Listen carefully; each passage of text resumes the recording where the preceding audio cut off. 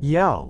Kamusta mga pamangkin? Welcome sa Tito Daldal, kung saan binubuksan natin ang mga kwento ng buhay ng mga iniidolo natin. Ngayon, pag-uusapan natin ang isang personalidad na hindi lang basta entertainer, siya'y host, komedyante, dancer, actor, at higit sa lahat, isang tagumpay na nagsimula sa ilalim. Walang iba kundi si Vong Navarro. Mga pamangkin, mahaba-haba ang kwento natin ngayon, mula batang dancer, sa spotlight, sa pagsubok, sa pagbangon, lahat ng iyon. Kaya kung may kape ka dyan o merienda, ihanda mo na. At bago tayo magsimula, huwag niyong kalimutang i-like ang video na ito, mag-subscribe sa Tito Daldal, at i-comment kung sino pa ang gusto niyong talakayin natin. Malay mo, ikaw pa ang mapasama sa Tito Daldal shoutout. Sige, simulan na natin ang makulay, masalimuot, at makabuluhang buhay ni Vong Navarro. Si Vong Navarro ay ipinanganak bilang Ferdinand Hipolito Navarro noong January 4, 1977 sa Makati City, Pilipinas. Anak siya nina Danilo Navarro at Imelda Hipolito. Lumaki siya sa isang normal na pamilya, hindi sa marangyang buhay, ngunit puno ng pangarap at talento. Kahit bata pa lamang, nakita na niya ang sarili na nasa entablado. Mahilig siyang sumayaw, tumawa, at pasayahin ang mga tao sa paligid niya. Ang pagiging anak ng simpleng pamilya ay nagturo sa kanya ng kahalagahan ng disiplina, sipag, at humility. Kahit hindi laging madali, ibinato niya ang pangarap na gusto ko rin maging bahagi ng showbiz, sa kanyang puso. Sa paaralan, si Vong ay hindi yung tipo na paminsan-minsan lang makita sa entablado, lumalago ang talento niya sa sayaw at performance. Kahit na hindi siya top of the class sa academics, nakita ng mga guro at kaklase niya ang spark niya sa dance at comedy. Bilang bata at teenager, sumali siya sa mga talent shows, school competitions, at doon niya natutunan na hindi lang talento ang puhunan kundi pagsusumikap, rehearsal, at paminsan-minsan na kabiguan. Ang mga gabing puyat, pag-rehearse ng sayaw at performance, mga tiyagang sinabi sa sarili, kaya ko ito, all of those built the foundation ng kanyang character. Mga pamangkin, ito yung bahagi na madalas hindi nakikita ng iba, ang simula ng journey ni Vong.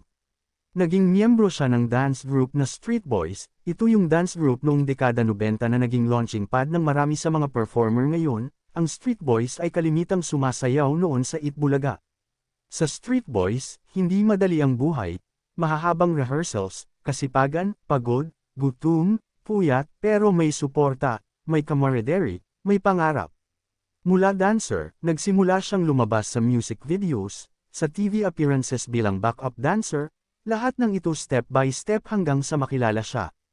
Noong una, maaaring maliit ang roles, extra dancer, cameo sa pelikula, maliit na hosting gig, pero ginawa niyang stepping stone. At dito lumitaw ang prinsipyo niya, hindi swerte lang, pag sumikapan mo. Sabay ang tamang panahon at tamang oportunidad, at nagsimula ng mag-shine si Vong. Lumabas ang pelikula niyang Mr.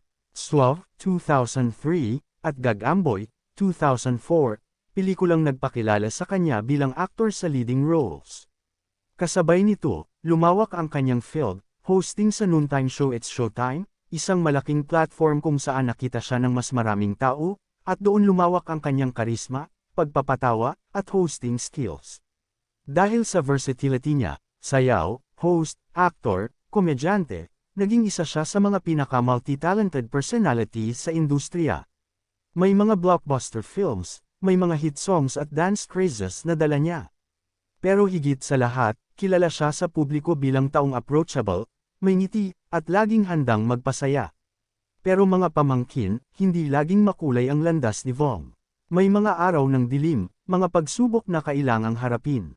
Isang malaking paghaharap ang nangyari noong 2014, may legal case na tumuligsa sa kanya. Napunta siya sa detention, naranasan ang matinding scrutiny ng media at publiko. Kahit ang Pasko ng 2022 ay naging pinakamasaya daw para sa kanya, hindi dahil sa walang problema, kundi dahil nakapiling niya ulit ang pamilya matapos ang mahirap na panahon. Sa panahon ng pagsubok, may pagkakataong parang gusto ng sumuko. Pero dito rin lumitaw ang isa pang parte ng karakter niya, ang pagkakaroon ng pananampalataya, diehard na determinasyon, at pagmamahal sa pamilya. May isa ring bahagi ng kwento na inamin niya, na noong mga anak niya ay mas bata pa, nagkulang siya sa oras dahil sa trabaho. Batang ama daw siya noon.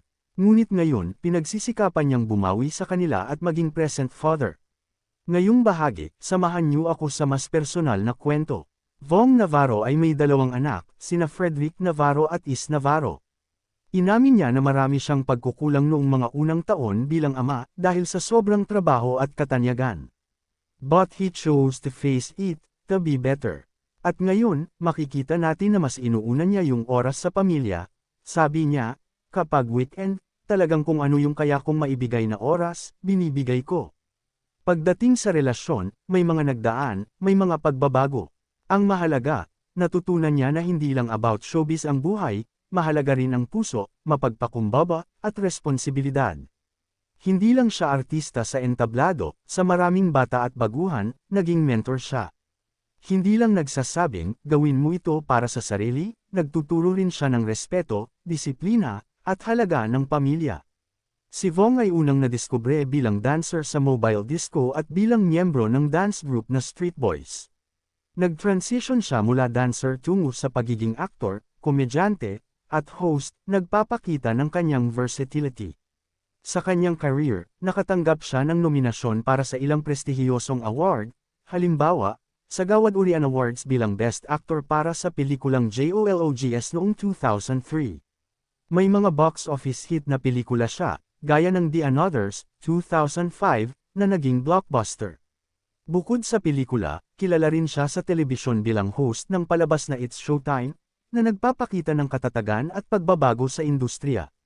Sa isang interview, sinabi niyang, para sa akin, hindi ko na hinahabol yung awards, basta ako, lagi kong goal na ma-portray ng maayos.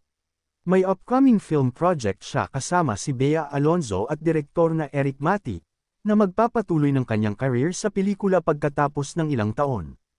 Ang ilan sa mga kilalang pelikula niya ay ang Mr. Suave, 2003, isang comedy film kung saan nakilala siya bilang Gagamboy, 2004, fantasy superhero film na nagsilbing launching pad ng mas malaking recognition.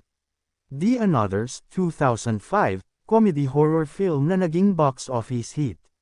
Agent X44, 2007, action spy comedy film na may malaking production. Superpapalicious, 2008, comedy film na nagpapakita ng kanyang komedya side. The Possessed, 2014, horror comedy film na nagpakita na kaya niyang humarap sa iba't ibang genre. Mang Kepweng, ang lihim ng bande ng itim, 2020, fantasy horror comedy, ipinakita ang kanyang longevity sa industriya. Mga pamangkin, dito naman tayo sa bahagi kung saan makukuha natin ang aral mula sa buhay ni Vong. Resilient sa harap ng pagsubok, kahit ilang beses na bumagsak, bumangon muli. Dedikasyon sa trabaho, hindi lang sa talent, sa effort, sa professionalism, sa pakikasama. Pag-una sa pamilya, kahit busy sa entablado, hinahanap ang oras para sa mga mahal sa buhay. Pagserbisyo at pagiging mentor, hindi lamang sarili ang iniisip, kundi yung mga sumusunod, yung mga nangangarap. Faith and humility, sa likod ng spotlight, may panalangin, may pagbabago, may pag-asa. Mga pamangkin, kung may isang bagay tayong madadala mula sa buhay ni Vong Navarro, ito ay, ang tunay na tagumpay ay hindi nasusukat sa kasikatan o sa entablado, kundi sa kung paano mo ginamit ang liwanag mo para tumulong, para mapabuti ang buhay mo at ng iba. Mga pamangkin, natapos natin ang napakahabang kwento ng buhay ni Vong Navarro, mula sa pagiging batang dancer sa dalampasigan ng pangarap hanggang sa pagiging isang sikat sa industriya. Mula sa pag-aspire, sa pagsubok, sa pagbangon, at sa pananatiling totoo sa sarili at sa pamilya. Kung gusto mong maging tunay na alamat, huwag lang para sa sarili ang liwanag mo, gamitin mo rin ito para pasayahin, gabayan, at tulungan ang iba. Huwag kalimutang i-like, mag-subscribe sa Tito Daldal, at i-comment kung sino pa ang gusto nyo talakayin natin. Malay mo, ikaw pa ang mapasama sa Tito Daldal Shoutout. Ako si Tito Daldal, nagsasabing, Daldal pa more.